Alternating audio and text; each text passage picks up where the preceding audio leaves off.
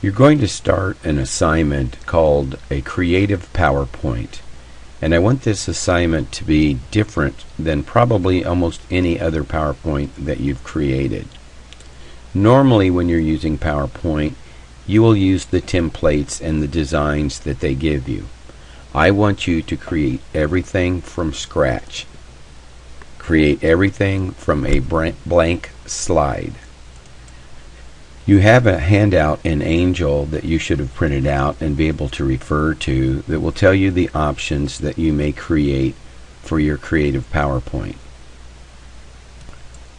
Let's imagine that my PowerPoint is going to be a poem that I have chosen. You do not need to use the entire length of the poem because some of them can be very long. Or it could be sections out of a song that you particularly like, or some of the other options that we've talked about. We also don't want it to be extremely long, but we also don't want it to be very short. So to start out with, I'm going to go over to my home key and I'm going to choose layout, and this gives me some options.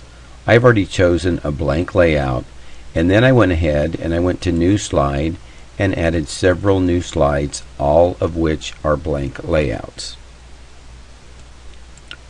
I have provided some resources of student work that's been done before. Some of them are really good. Some of them have a few problems, but you should look through them to get ideas of what you want to do for your PowerPoint. It should look like a commercial or a little skit or a preview from a movie, but it should flow smoothly. Now, sometimes when a video or a movie or a poem comes out, they will fade to black or fade from black, and they will start off with a blank slide. To do that, I would go over to Design, Background Styles, and if I were to choose any of these as my starting point and simply click on it, it would apply it to all of my slides, and I don't want this.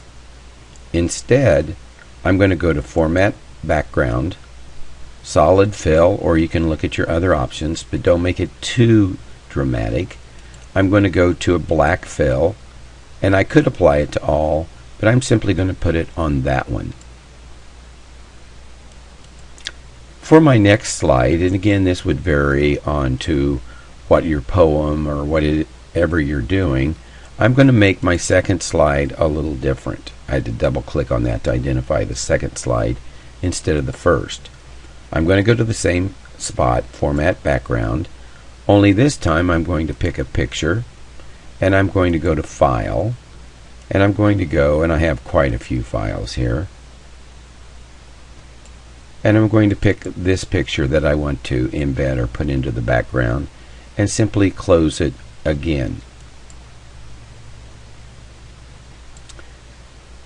You may use pictures that you get off the internet, or you may use pictures that you've taken. The option is yours. However, you do need to realize that using pictures off the internet is technically illegal. However, since we're using it for a school project, that would be permissible. There's also ways, and if you want to contact me, I can show you, or I might show you in another video on how to fade this background so that it wouldn't be quite as dramatic. The next thing I'm going to do is I'm going to insert some text into my layout here. There's always a couple of different ways to do this on the most programs, but what I'm going to use, I went to Home, I'm going to pick this text box, and I'm going to draw at that text box right here. Didn't want to go at first. This is where I can add text. If you look at my design, and talking from a photographic point of view, we've got some framing here. I've got a lot of activity over here, and I've got this nice open area that would be a great place to put a text. So here I've typed in my sentence that I'm going to use, or my poem, and you notice it's very, very hard to see. I've got dark against dark, which does not provide for good contrast. So I'm going to simply highlight this. The first thing I'm going to do is make it larger, and if I want to move my box over and force it to be away from the leaves over there on the left, I can do that. Now I've lost it, excuse me. We'll make it a little larger. I'm going to look at a font that I like, that makes me feel, that relates to the type of presentation that I'm creating. You may also just look at the type of lettering that you like. But I want something that's going to be bold and simple and stand out. Now once you create this, you really need to use it throughout the rest of your slideshow. Unless there's something special, you do not want to change fonts or colors too often. If you look over to the left, you can see kind of what my entire layout looks like. And I might even go a little bit larger. But the next big thing is I need to find a color that I'm going to use that's going to contrast with that darker background. And I'm kind of fond of gold. The gold from here then also picks up a little bit down here. I could maybe look at the red colors here or the lime greens. Anything that's in my design, as long as I keep it fairly uniform throughout my entire presentation. So I've created my slide layout here. I've taken the section of the song or the poem or whatever it is that I'm going to use, and I'm going to continue to do this slide after slide until I've got it completely laid out the way that I want it. Another thing you want to look at as you're laying this out is where's a normal break in the words. So as I look at this, it doesn't seem real comfortable with me, and I'm going to try to create another break right here. I might even drag this out, see if I can get that word wonder to pop up there at the top, and go with something like this. Try to lay out your words in a fairly natural look. Also, don't crowd them too close to the edges. We want to keep that little natural framing around the edges and make it look a little more comfortable on the screen. So I've created my background. I've also created my font, my color, and I've started typing my information in. Again, imagine that you're completely done with all of this work.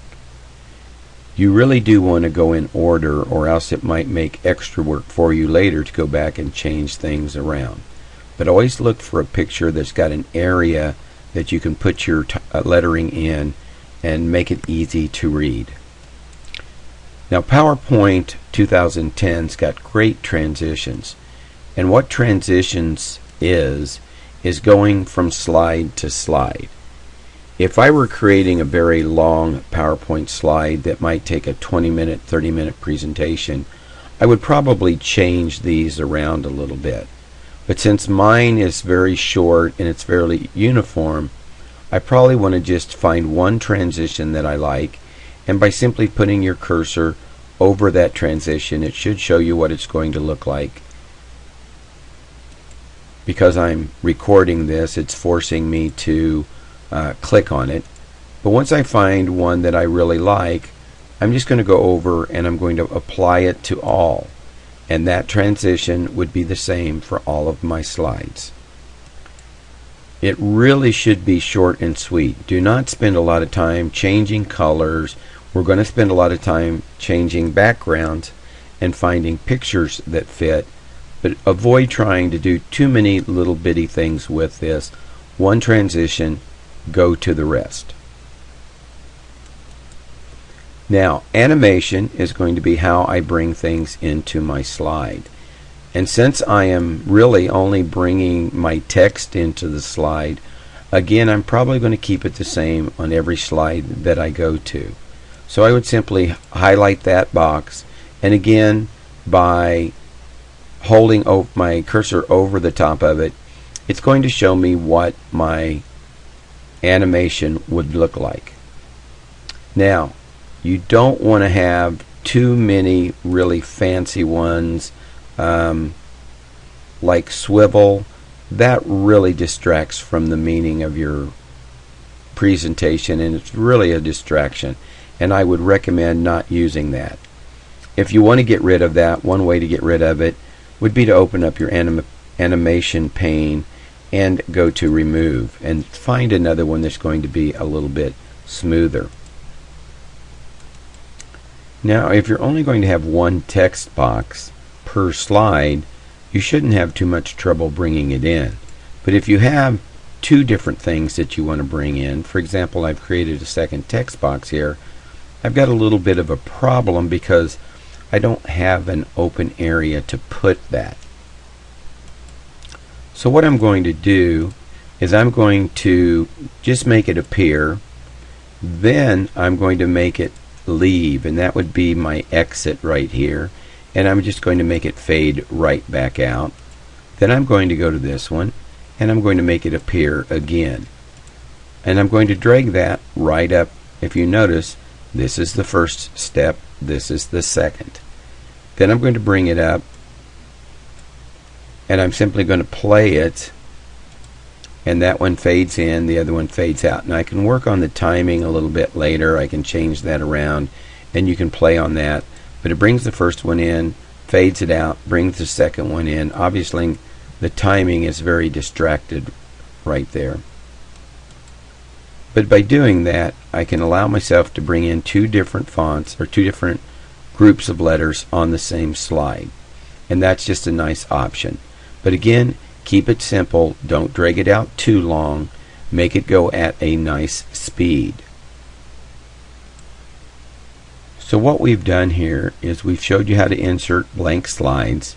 We've told you how to put in different types of backgrounds, how to put in the letters, how to transition your slides, and how to animate it. The last thing you're going to do once you're completely finished is you want to time your slideshow. And to do that, you're going to go to rehearse timings. You may do this as many times as you want. If you don't like it, don't save the timing. If you save a second timing, it will remove the first one. So you have a lot of different ways to time this. But the last thing that you would do is rehearse your timings, and that would look something like this. You go to Slideshow, Rehearse Timings, and it will come up to a blank screen. You can't see it, it's out of my little range here, but every time I click, it's going to bring me to the next slide and show me what the next one would look like. So I give myself time to read this, fade it out, bring the next one in, and I left it in the wrong spot there, sorry. But this is a way that you can go through and time it. You have a clock up to the top. I can drag it down here to where you can see it. We'll show you your total time and the total spent on that slide. To get out of that, you press Escape and you say no, I don't want to save it, or yes, I do. Then if you want to see what your slideshow would look like, you click on Slideshow from Beginning and it will take you right through the process. If you don't like the timing or need to repair things or correct things, go back in and start again, or correct the things that you need to correct.